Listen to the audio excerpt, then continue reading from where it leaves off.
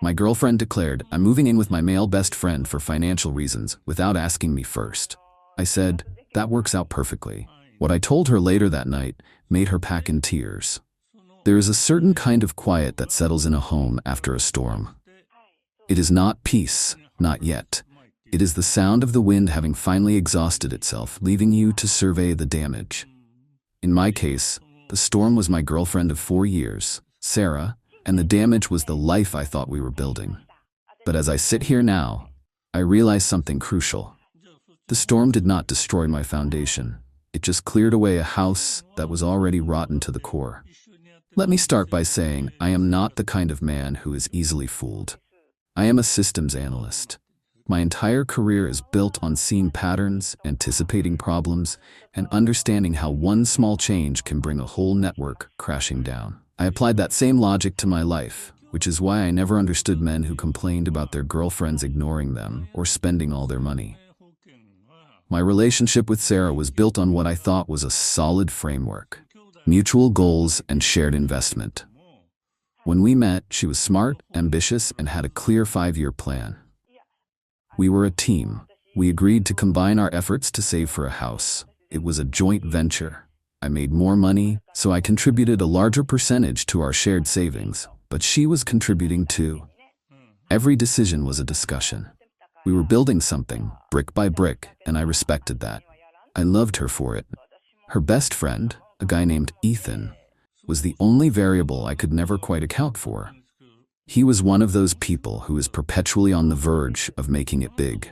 He dressed in expensive clothes he could not afford, drove a leased car he was always behind on, and carried himself with the smug certainty of a man who has never had to face a real consequence.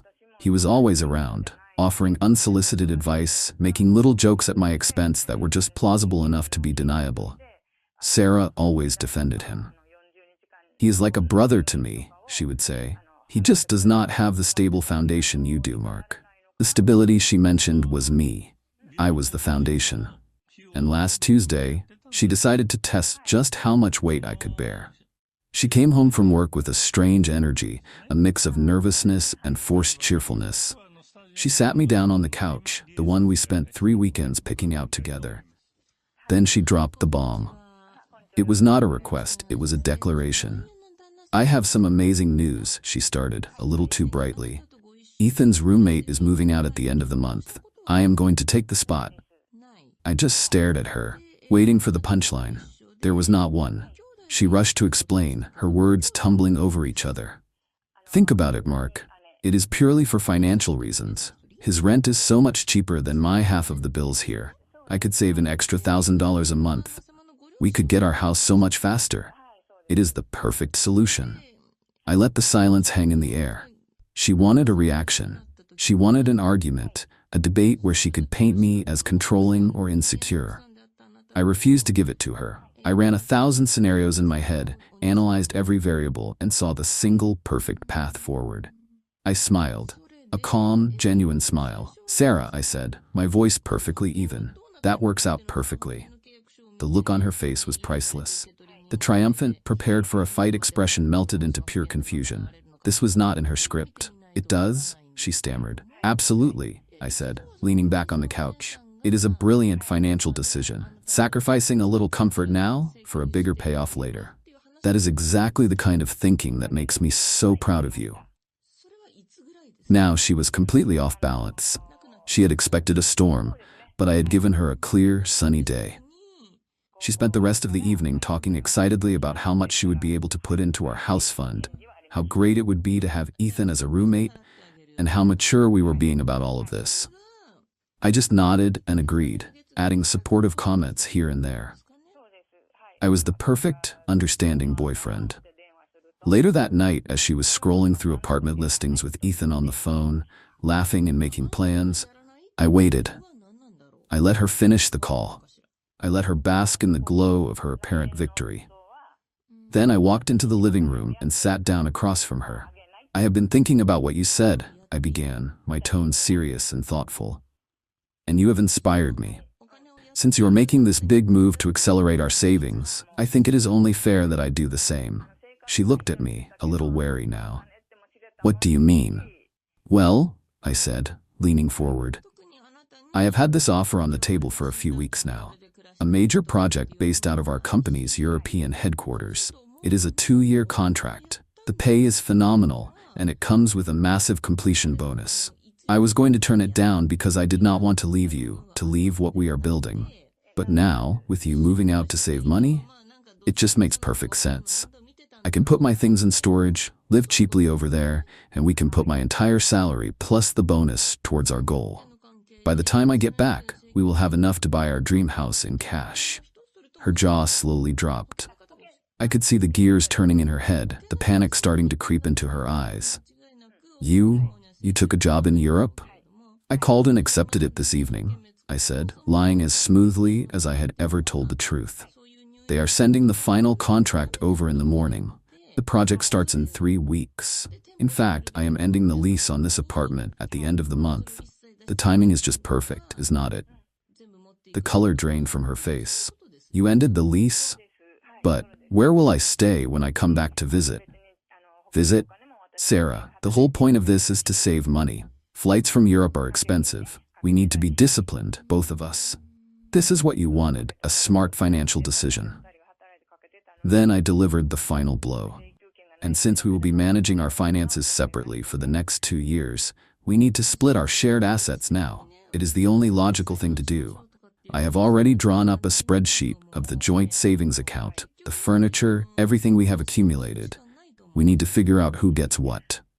She just stared at me, speechless. The brilliant plan she had cooked up with Ethan, the one where she got to live with him while keeping me and my income as her safety net, had just been vaporized. She thought she was making a simple move. She had no idea she had just triggered a system-wide collapse. The look in her eyes was no longer confusion. It was pure, unadulterated terror. She started to pack that night, but not with the cheerful excitement she had before. She packed in tears. Update 1. It has been 2 weeks since the night I dismantled our future. The fallout has been exactly as I predicted, only more satisfying. Thank you for the support and the messages. It is good to know that clear, logical thinking is still appreciated in a world of chaos. The day after our conversation was a masterclass in backtracking.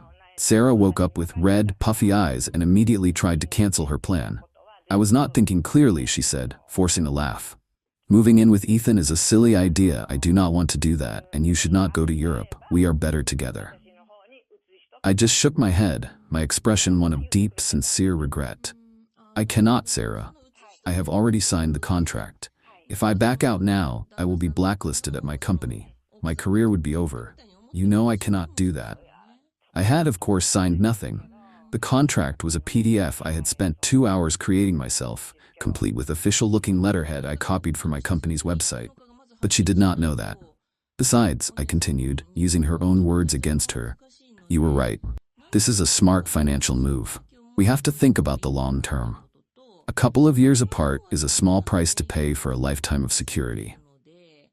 Every argument she tried to make, I countered with her own initial logic. She wanted to save money. This was the best way. She wanted to get our house faster. This would guarantee it. She had set the trap, and I was merely holding the door open for her. The process of splitting our assets was brutal for her. It turned out that our shared savings account was about 90% my contributions. When I transferred her portion, the exact amount she had deposited over the years, to her personal account, she was shocked at how small the number was. But what about all the interest? She asked, her voice trembling. That is allocated proportionally to our initial investments, I said calmly, as if it were the most obvious thing in the world. The furniture was another battle. She started pointing at things, the couch, the dining table, the television. We can sell this and split the money, she said. I pulled out another spreadsheet. This one had receipts. I purchased the couch and the television before we even met, I explained. The dining table I paid for myself as a housewarming gift when we moved in. They are not shared assets. By the end of the day, she was left with her clothes, some kitchen items, and a small amount of cash. The life she had taken for granted was revealed to be a life I had almost entirely funded. She moved in with Ethan a week ago. The first few days, my phone was silent. I think she was trying to project an image of success, of having made the right choice. She posted a few pictures on social media of her and Ethan drinking wine in their new apartment, with captions like, "New beginnings," and "So excited for this next chapter." Then the calls started. First, it was about the car. The car she had been driving was in my name.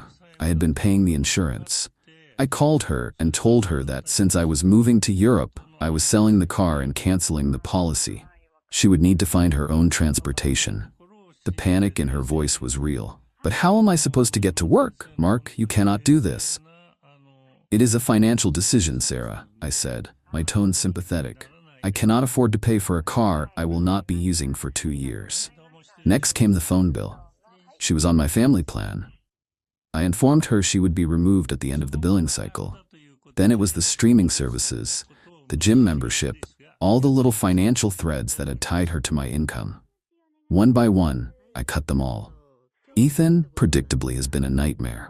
I have started getting texts from him. At first they were arrogant.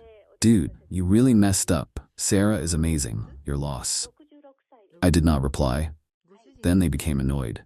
"Hey, Sarah is a little short on rent this month. You need to send her some money. Do not be a jerk." I did not reply. His latest message, sent late last night, was pure desperation.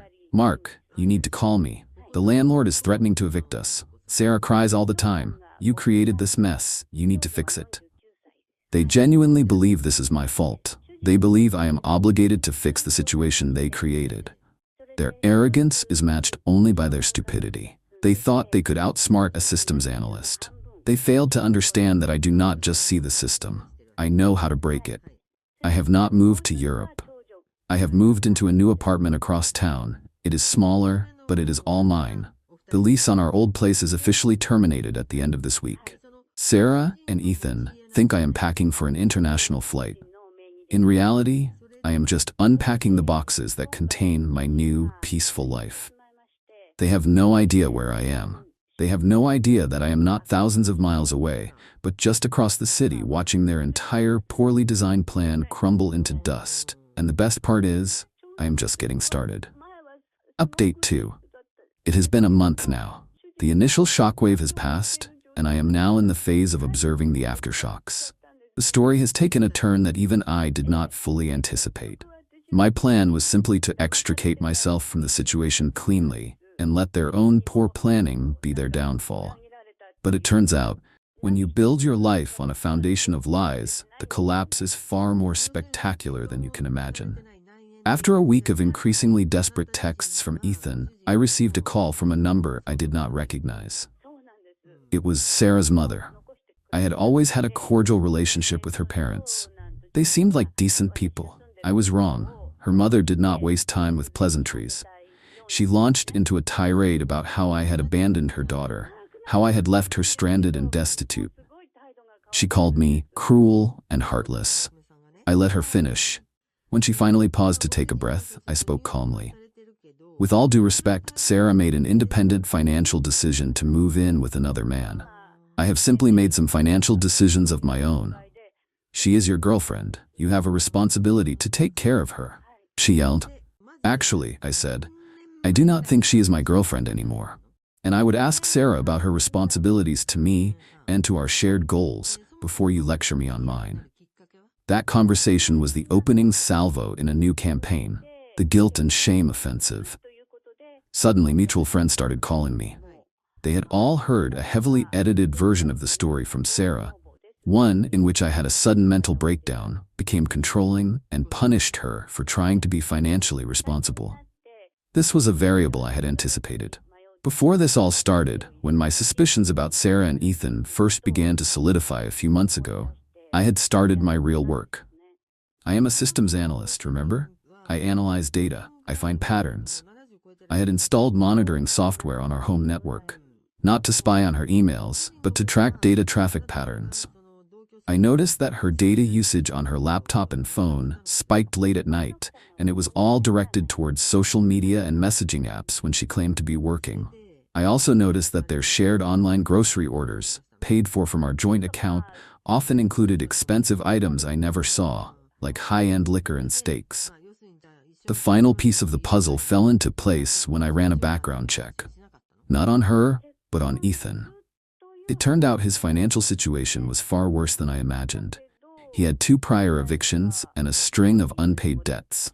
The owner of the apartment he was renting was a small, independent landlord, not a large corporation, a man who would be much more likely to take swift action against a non-paying tenant. I had compiled all of this: the data logs, the grocery receipts, a copy of Ethan's public eviction records. I had it all in a neat digital folder, my insurance policy. When the first mutual friend called to tell me what a terrible person I was, I did not argue. I simply said, "I think you have only heard one side of the story. Let me send you an email with some context." I sent them a link to a password-protected web page I had built. On it, I laid out the entire timeline, unemotionally and with evidence. I included screenshots of the grocery orders, showing the items that were clearly not for our household. I included the public records of Ethan's financial instability, and I included the most damning piece of evidence: transcripts from our home security system's audio recordings. The system recorded audio when it was armed or disarmed. I had captured several conversations between Sarah and Ethan from when they thought I was asleep or at work. The conversations were sickening. They had been planning this for months. It was not just about saving money. It was a deliberate scheme. The plan was for Sarah to move in with Ethan, and for me to continue funding her lifestyle, the car, the phone, her spending money, under the guise of our relationship. She would then use that money to support Ethan, keeping him from getting evicted while he got his new business off the ground. They laughed about how I was so trusting, how I was the perfect long-term investment. They called me their retirement plan. I sent this link to every person who contacted me on her behalf. The calls stopped abruptly. The smear campaign died before it even began. I had not just countered her narrative. I had obliterated it with cold, hard facts. The best part was the call I received from her father. He was a proud man, and I could hear the humiliation in his voice. He had clearly seen the evidence. He did not yell. He just said, "I would like to arrange to pick up the rest of Sarah's things from your new address." He had somehow gotten my new address. It did not matter. I told him I would leave the boxes in the building's loading dock on a specific day. He agreed. He then asked a question that I knew was coming. "The car, she needs it for work. Is there any way she could just take over the payments?" "The car has already been sold," I said. It was another lie, of course. The car was sitting in my new secure parking garage. It was a sound financial decision. The silence on the other end of the line was my victory. He knew he had no leverage. He knew his daughter had been caught in a scheme so foolish and so greedy that there was no defending it. Sarah and Ethan are now facing the full consequences of their actions. Their landlord, who I may or may not have sent an anonymous tip to regarding his tenant's financial history and the precarious nature of his new roommate's income, has started the eviction process. Sarah is unemployed. Her company, a small firm where reputation is everything, let her go after rumors of her unethical planning started to circulate. It seems one of our mutual friends works in the same industry. They are trapped in an apartment they cannot afford, with no allies left to call. They thought they were masterminds. They were just amateurs who picked the wrong target. They tried to manipulate a system without understanding that I am the one who builds the systems. And I always build in a failsafe. Final update. It has been 6 months since my old life ended, and my new one began. The dust has completely settled. The silence from their side is absolute. The story is over, and I can definitively say that I won.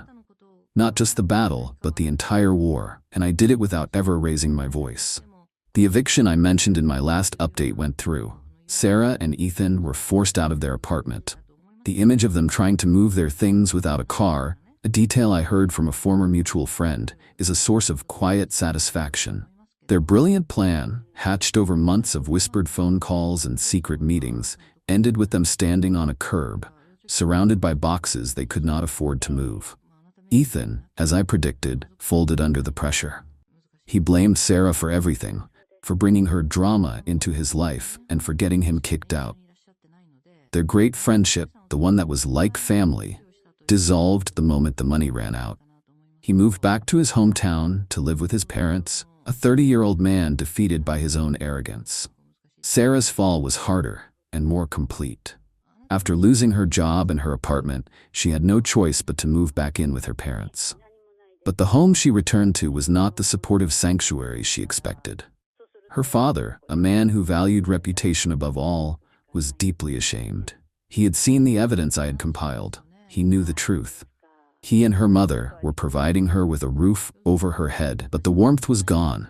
She was a disgrace to their family name, and they treated her as such.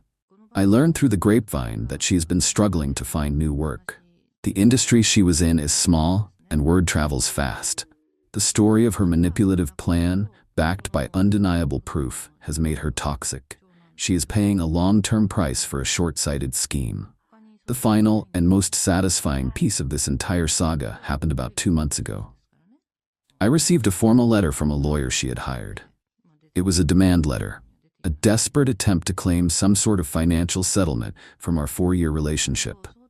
It was full of legal jargon about emotional distress and implied partnerships. My lawyer, a sharp, no-nonsense woman, had been waiting for this. We did not just respond with a letter of our own. We responded with a counterclaim. We filed a civil suit against Sarah and Ethan for conspiracy to commit fraud. Our case was meticulous. We had the audio recordings of them planning to use my income to support him. We had the financial records showing the money from our joint account being spent on him. We had Ethan's text messages demanding I send Sarah money.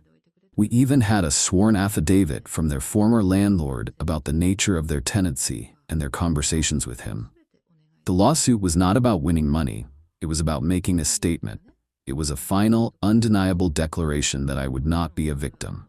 Her lawyer dropped her as a client within a week of receiving our filing. Facing a lawsuit they could not possibly win, and with no money to hire another attorney, Sarah was forced to sign a settlement. In it, she formally renounced any and all claims against me, now and in the future.